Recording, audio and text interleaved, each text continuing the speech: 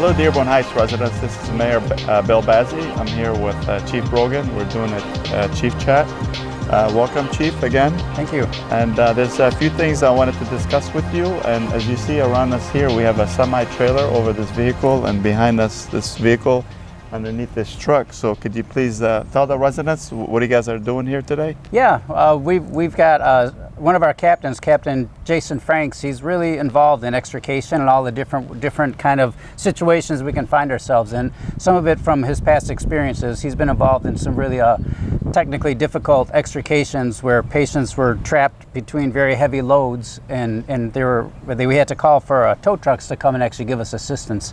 And ever since then, he's been working on trying to secure these paratechs, they're called, where it's some devices that we carry on our trucks now through a grant that Lieutenant Martin got for us, and with the technical advice from Captain Franks, we now have the paratechs are here and in service, and that's what these trucks are set up for. We're going to make sure that everyone's properly trained, so when we get an accident such as this, we can actually lift the truck up just with the tools we have right on our fire truck, and safely extricate patients from these really difficult extrications. Yeah.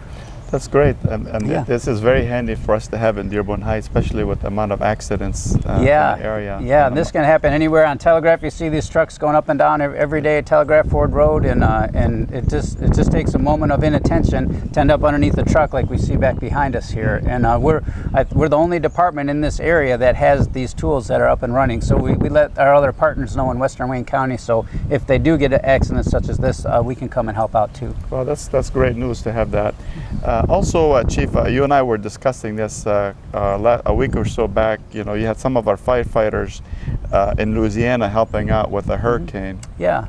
So we have there's a group called Michigan Task Force 1, and so that's made up of a bunch of firefighters from Southeast Michigan, and we had 2 members that were activated on this last deployment. And so when there's a large-scale incident such as the hurricanes that we see more and more often, Michigan Task Force 1 is often responds to something like that, because there's not enough resources. No one has enough resources on hand to handle an emergency like that. And so they've created this system where you have different task forces from around the country that are able to respond. And I have to say, ours is one of the top ones, and that they go out and they see all kinds of different task forces from different states. And ours is often mistaken for a federal organization, because our guys are very they all have the like uniforms on, and our gear is kept up state of the art, and they're very aggressive with their grants, and so they have a lot of really high tech equipment. Michigan Task Force 1 is just one of the elite type response forces compared to, they see some of the other ones that are a little less impressive looking than ours, I guess you could put it. And so our guys have a lot of training, and they're very good at the response to events such as these. We have urban search and rescue, and we have hazmat teams and all kinds of different medical capabilities.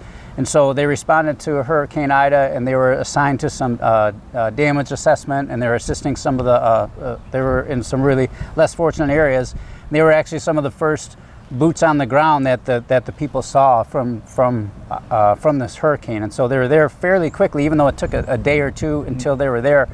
There was no other means to have, I mean, there's so many needs, and it's such a widespread area. They said it's hard to describe the amount of devastation that they did see as they're making their way down there. They're still 100 miles away from the coastline, and they said there were trees, just massive trees that were just twisted in half and thrown like they were nothing, and just the buildings that were leveled, and it was just power lines down for miles and miles and miles. It's just going to be such a tremendous effort to get everything back up and running like the way it's supposed to. That they were glad that they could go down and be a part of that. Yeah, it's really good also that in case, you know, we need it here in Dearborn Heights, they can, other departments can come and help us. So that's good that we participate and we are part of the task force. Yeah, and so that task force, actually it's built to be a cost neutral thing for our department. So we had 2 of our members go, and so we lost them, and then sometimes we have to have overtime to come to fill those in. Well, that's part of the cost. So when the team builds in a estimate that they're going to be basically billing the federal government for our team's deployment.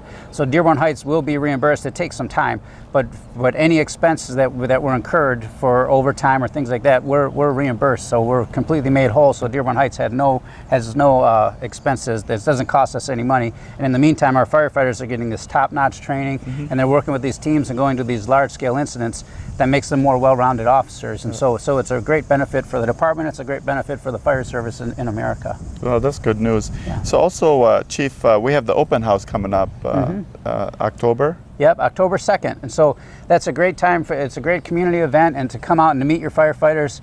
And a lot of times you hear us talking about all these different tools, and you can come out and see the tools. And most importantly, it's a great time to interact with the firefighters and to talk about what their job's like and what they do every day. And people often wonder, like, what our day-to-day life looks like. And this is a good time to come in and look at it.